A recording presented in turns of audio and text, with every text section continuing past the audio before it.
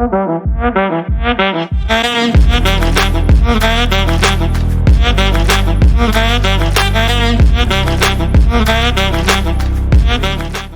everyone, welcome to our first Business Insights podcast. And today we have Patrick Gill. Patrick is the CEO of TackleDirect and has got 25 years of experience in e-commerce, retail, marketing related areas, work with startups, enterprise organizations, as well as help non-profit funded foundations. So welcome Patrick to our show. Thank you for being here. Can you just tell us a little bit about TackleDirect, Patrick, and how did this journey start and where are you right now? Sure. Thank you for having me join you, and it's a pleasure to talk with you. I grew up in a family business. My father was an accountant and an entrepreneur, and my grandfather, who was very close to me when I was younger, was a builder and had his own business. So I grew up in an entrepreneurial household.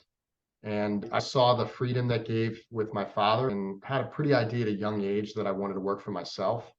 As a young boy, I wanted to be an architect, but I worked at a marina that my father owned, and we had a bait and tackle shop, and we rented boats and had a little restaurant there. And so I was hustling every summer, working in the seasonal business. And I ran, literally at 15 years old, I ran the retail shop, and I was pretty tech savvy. So I ran the POS systems and handled the inventory databases. And so at a young age, I was used to retail, and I was introduced to just an entrepreneurial family, but I still ended up going to college for architecture. And when I was running my college computer lab as a work study job, this was in the 90s. Literally in 1997, I was about 20 years old. I was looking at Amazon, which had started just a couple of years before. And I went to my father and I said, I think we should build a store online and start selling. And he agreed to help me out and back it. And since he knew that I knew quite a bit about the marine industry and fishing gear, we decided to go that direction. I bought a bunch of domain names. In November of 97, I bought TackleDirect.com, literally from my college dorm room in Rhode Island. And I said, let's build. I learned to code. I learned to do some basic graphics. I learned how to upload. I was the everything guy with the shop back then, and I had a couple kids from school, colleagues that was in school, have helped me with the website as well. And then we started to build an online catalog. We turned the site on in early 1998, and all of a sudden I had orders coming in for inventory we didn't have that we had to order. And I was still in college. So my father helped me. We built a little team back in my hometown while I was still in school. And we steadily grew just a little bit every year. And now here we are 25 years later. There's obviously a long journey of ups and downs throughout that process.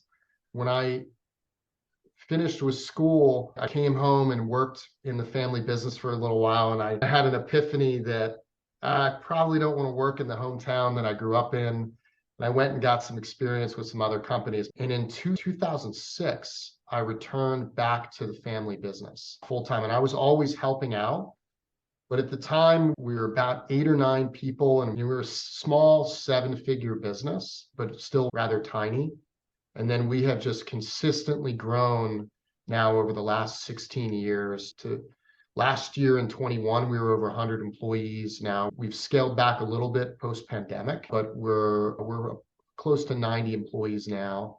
And we've come a long way. We're the largest independent dealer of fishing gear in the country for many of the brands that we sell. Almost 15 years ago, we launched another division of the business called Island Beach Gear. We sell beach gear. We bought and acquired some brands over the years. We have one brand called Ocean Tackle International. So we operate 3 e-commerce stores, multiple marketplace stores, and 2 physical retail stores. And it's quite a bit to handle. We need a lot of systems. We need a lot of talented people to keep things moving. But I'm proud of what we built. We're a closely held family business, and we build a nice culture and a great family atmosphere. We try to really take care of our people. And I'm trying to double and triple this business over the next few years, but we have a lot of work to do. Patrick, I think that was really hearing that whole story of yours. You began the journey and went through this. Can you share a little more about TackleDirect? What exactly is TackleDirect as an organization? What you do?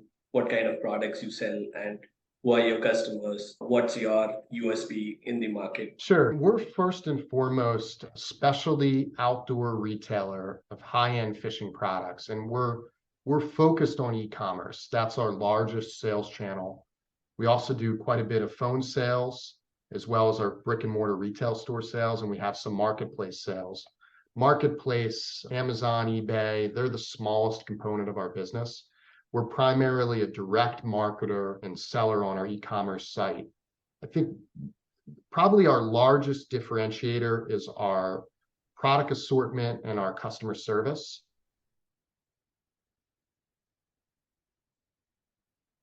In the afternoon, and we have a call center and customer service team that know the products that we sell. They're avid fishermen and anglers, both men and women, and they have a variety of expertise in a range of techniques. And now throughout the pandemic, we've hired people in different regions of the country that have different expertise and fisheries knowledge. So our differentiator is a really efficient website, great customer service, and a fantastic assortment. Our prices are fair, and we just back that up with fantastic service. And we've gotten a little bit better at this every year for the last 25 years. And I can say with confidence that we're operating this business from a level of service and fulfillment, efficiency and accuracy and everything that we do better than we ever have. And we're building a great foundation for continued growth. I hope that answers your question, Vishal. Yes, very much, Patrick. That actually brings me to my next question. Since you said you are into fishing equipment, most of us are basically connected to physical activities which people get to do. And you did mention that COVID was a period where you got some people in and did certain things. So I would be interested to understand, how did you sail through this period of last 3 years, which basically would have been a tough journey because you're selling products which is related to physical activities. And when people don't get to do these activities, naturally your sales is impacted, right? So if you'd be interested to know, what are the kind of initiatives that you've taken during this period that kept you going and sustained your business? Sure. So when I tell this story, because I've been asked this a few times, I start back to 2019, which is actually when we implemented our new ERP system, Dynamics 365 for finance and operations. And when we launched our ERP, the implementation was a challenge and went through a bunch of headaches getting all of our processes and procedures right. And we saw a pretty significant slowdown in our business in 2019 directly as a result of not having the system. And we were really doubting and questioning whether or not we made the right decision moving to a cloud application and all the challenges on the business.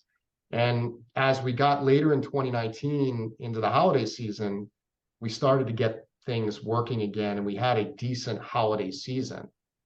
Then in beginning of 2020, we start getting things right and business is slower than normal. And then in March in 2020, as the whole world changed with COVID and the pandemic, when people have a ton of time on their hands and they're not going to work and they're at home, they look to move to the outdoors and have recreational activities. So we immediately in the spring of 2020 took off like a rocket. The volume of orders that were coming in was far more than what we could handle. The email volume, the phone volume, everything just took off. We didn't even have enough inventory to support the business as well. If I recall, at one point in the spring of 2020, sometime in like April or May, we had about 5,000 or 6,000 orders that we were behind on fulfillment.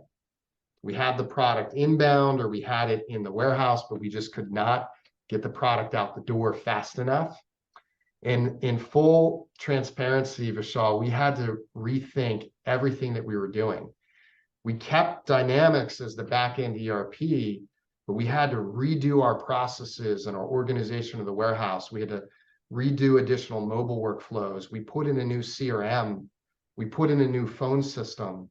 We hired a bunch of people to realign our support. And so here we are just 9 months after taking an ERP live to manage a growth during COVID. And I think one of the reasons why we survived and were successful is that we were flexible and agile enough to pivot and figure out what we weren't doing well, and then invest in those systems and those processes very quickly. And I think a lot of companies weren't able to make the changes as quickly as we were. And I think I can accredit that to a really good team, but I can also accredit it to having a cloud-based system that we can make changes to and rethink our flows. So ironically, the very thing that I thought was going to bring us to our knees in 2019 was the foundation that we built the business on in 2020 to then grow and prosper in 21 and even in the beginning of 22. With the supply chain lags and some of the delays, our industry saw an incredible amount of growth, but product was really delayed even into 21 and early 2022. So we did not really see a slowdown from the pandemic until the second and third quarter of last year. And we're still in that slowdown a little bit, but foundationally, we're built on a platform for success. And the service and the fulfillment and the efficiency that we have now is better than we've ever had in the history of the business. And we are in a much better position today in 2023 than we were in 2019 or 2020 for sure. So I hope that gives you some insight into our journey through the pandemic. Very much, Patrick. And yeah, I see that you're very much connected with technology and have looked upon taking Dynamics 365 as a core solution for the organization. And you did also mention that though there were some initial challenges, but the system has gone through a journey. Right? That's right. I would like to understand, how did you take this decision in terms of going ahead for Dynamics 365? What's those parameters which you looked upon in terms of deciding on Dynamics 365? And how did you go through this process of implementing Dynamics for your finance, supply chain, and retail related operations? So if you could just share some insights on that, it will be really nice. Yeah, so our prior system, or what I would say, a collection of systems, disparate databases, was really cobbled together to run the business. And we knew back in 2016, 2017, years before our ultimate implementation, that we needed a platform, a true ERP system. We needed less disparate systems. We did not want to have to deal with complicated integrations, and we wanted an accounting system that was at the core foundation of our business. What we were dealing with before, an accounting application, an order management system, an e-commerce site, limitations in security and analytics, and lots of add-ons and customizations, and it became unwieldy. We knew that the wheels were going to fall off the cart if we kept trying to move the cart faster and faster. We needed a new chassis to build from. And I started heavily experimenting and researching and looking at different solutions. Sometimes I would demo options, and in some cases, we even pulled the trigger with a couple solutions that ultimately failed. Or I decided to look at a larger, much more broad ERP. We knew we wanted to be in the cloud. We knew we wanted to think about security and scalability. I didn't want to deal with servers and hosting. And I also didn't want to deal with lots of extensions and add-ons for core functionality. And I'll give you an example of that. We're a multi-channel retailer, so we have a warehouse and fulfillment, we have e-commerce, and we have a retail brick and mortar POS system. We looked at D365 Business Central. We looked at D365 Finance and Operations, as well as other solutions like NetSuite and a few other cloud ERPs or ERPs that were moving to the cloud. And ultimately, why we chose D365 for Finance and Operations is they had an integrated POS system. They had an integrated warehouse system with advanced warehousing functionality. Even looking at a NetSuite, and they have since acquired a bunch of applications like POS, but retail POS and warehouse functionality were really disparate systems that they integrated or added on. And even in D365 Business Central, a lot of the POS is handled from LS Retail as a third-party extension, and advanced warehousing functionality, while Business Central has some basics, a lot of what we needed to support the high volume fulfillment operation we had would not be supported with Business Central natively. WMS system, a POS system, all at the same time of implementing the ERP. With D365 for finance and operations, we were able to essentially have one system. We had to add on functionality for credit cards and some mobile warehouse pieces, but the core ERP could meet our needs. It's complex, and customizations take quite a bit of development and evaluation. But the other thing that I think is really interesting about D365 for finance and operations, and I understood this before we implemented the software, but I understand it even more now, is that you have a core base layer, and then you have this kind of layer that can be modified. And it is, Vishal, very difficult to modify some of these cloud systems. And what we've been able to customize and modify with D365 F&O is we've been able to build all these different layers and modules and components on top of the core foundational system, in making customizations and changes and modifications that we would never be able to do with many cloud ERPs. There's lots of add-on and extensions, but they kind of work outside of the core system. We can modify modules and screens and processes at a level with D365 F&O that is just not possible with other systems. And I think it was hard to realize that value initially, but after we've been using it now for 3 years and are continuing to make improvements and modifications that suit our business, we're starting to realize gains faster and really getting return on investment after several years of optimizing and really understanding the power of the ERP that we have underneath and supporting the business. I think that was really great. And what I felt is the kind of passion you have had on Dynamics 365, right? I really feel that you are an evangelist for this particular product anywhere, right? You can keep talking about the solution, keep talking about the kind of things which a customer should look at doing before an implementation and while an implementation and after an implementation, right?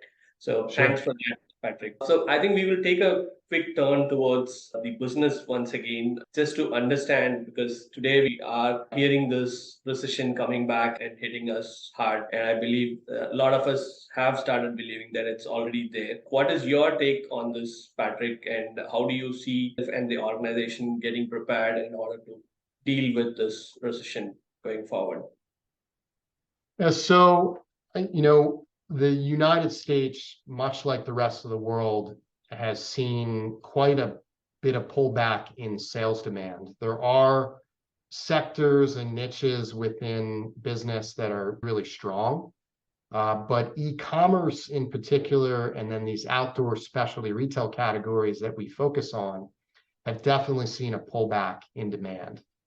So our theme for 2023 as an organization is like operational excellence, which comes from a Japanese approach of being very customer centric and focused on efficiency and focused on the customer. We're kind of getting back to our roots a little bit in our foundational direction that we were moving into the business pre-pandemic. In the pandemic over the last 3 years, we were just focused on keeping up with the pace and the volume and getting better at our processes. And now we're taking a shift to be much more focused on profitability, much more focused on efficiency, analytics, better business intelligence. I think we're going to weather this lull and this storm just fine. And I believe that we're going to be moving towards more growth as we get later in 23 into 24.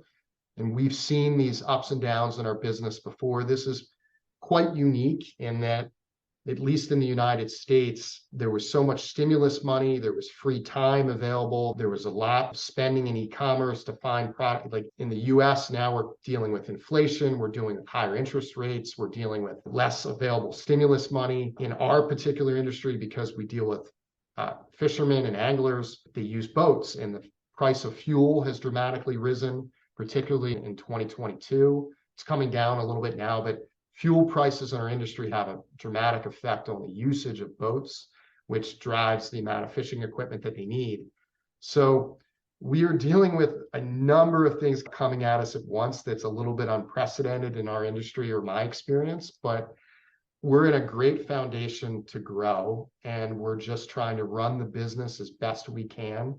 There are many brands that we sell that we're seeing strong growth in, and there's some brands that we're seeing some decline. And since we sell about 800 different brands and 100 different categories, we are looking at the data and the analytics to figure out what we need to invest more in, where we're seeing growth, and just trying to optimize around those key data points. And I was prepared back in the end of 21, even in through 22, that we were going to see a slowdown. I think I would have moved a little bit faster and made some decisions differently had I had the insight I do now. But in talking to other businesses and talking to consultants in our space, like, we're not alone. We're many companies our size or smaller or larger are dealing with some of the same challenges we are. So in this boat together, and we're navigating as best we can. And I'm excited. I think there's a light at the end of the tunnel, and I'm excited to see where we can take the business over the next few quarters. Because we have a foundation ready for success, I'm rolling up my sleeves and getting to work with my team to drive this business forward over the next few years. So. Very nice, Patrick. I think you are almost prepared enough to take this battle on the recession, right? Not many organizations we see are ready for such things. You did mention about business insights and intelligence a couple of times in the conversation. So we're more curious to understand how you've been using maybe technology and tools on the business intelligence side to help you and the business in order to figure out what's going on, get more detailed insights about the business. Can you just share some thoughts on that? Sure. So prior to our implementation of Dynamics in our legacy system, we had hundreds of reports at our disposal and lots of customized queries and data analysis that we put together over 12 years of using the application. And it took a lot of time.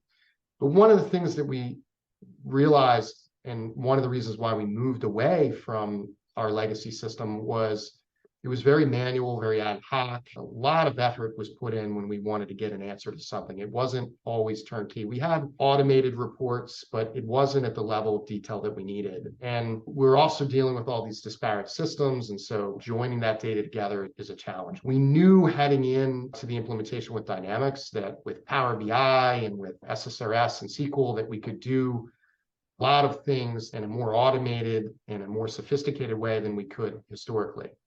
What I wasn't quite prepared for, Vishal, was the fact that when you first implement Dynamics, there are hundreds of available reports, but a lot of what was available natively was not meeting our needs. So particularly in the 2021, we did not have the data. The data was in the system, but we couldn't get it out and report and analyze it in the way that we needed. It was back to very manual ad hoc processes. So I started heavily looking into and researching like how we're going to really accelerate the analysis. And we started looking into building a data model and building some Power BI visualizations and ETL processes out of Dynamics.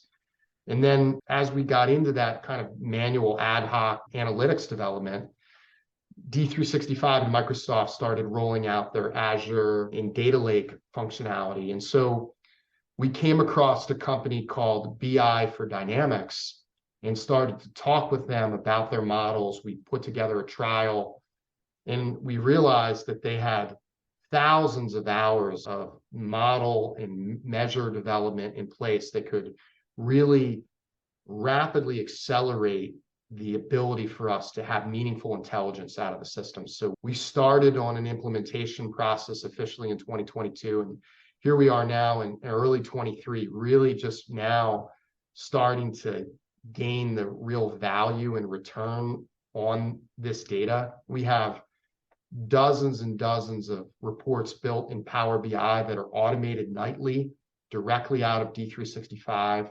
We can bring in third-party data as well and combine that, e-commerce analytical data, as well as shipping systems and information. We can really combine everything in one automated reporting and analytics and visualization tool. And if I could spend most of my day just coming up with cool reports and visualizations to do, I would love that. And I'm trying to teach my team, our management, and like key stakeholders in the business that we can build and create visualizations now on almost anything you can dream up.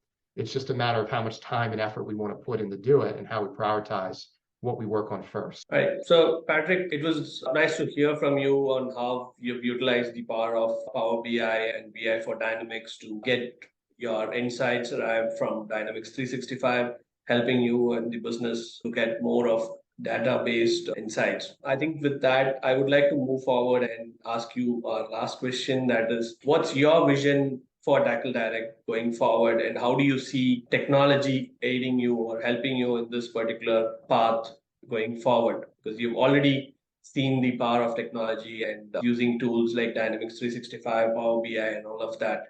So can you just share some views on what's your vision for the next coming 5 years with TackleDirect, and how do you see tech enabling you?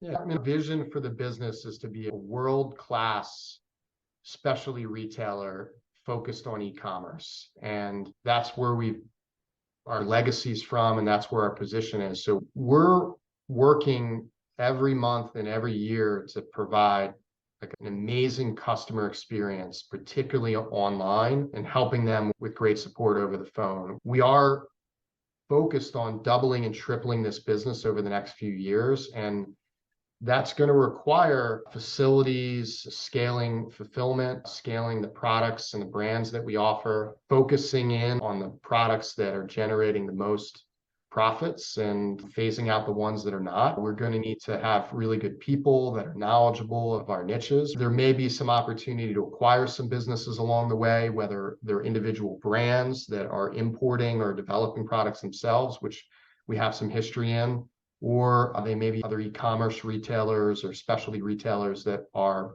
within our niche.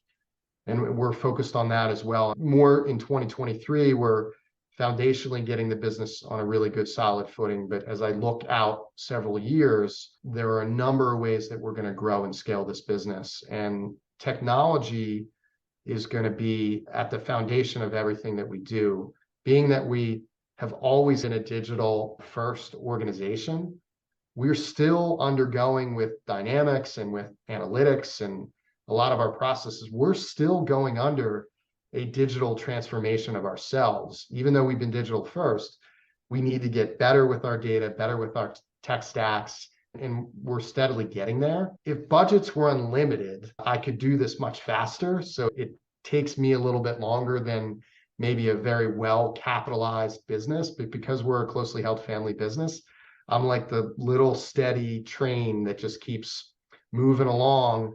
And once I get some momentum going with the wheels, I think we can move at an even faster pace. And right now, post-pandemic, we've slowed a little bit, but I am rolling up my sleeves every day with my team to develop strategies on how we're going to scale and grow this business over the next several years. And technologies at the foundation of every decision that we're making. That's really nice, Patrick. It was really interesting to hear you out, how you've started off, moved on, and taken some really strong decisions in order to bring in tech and business together to get your business to the next level. I thank you once again for being with us on this show, Business Insights podcast. And looking forward to work with you more. Thank you for having me. I enjoyed it, and happy to answer any questions you have in the future. Thank you, Patrick. Thanks, Vishal.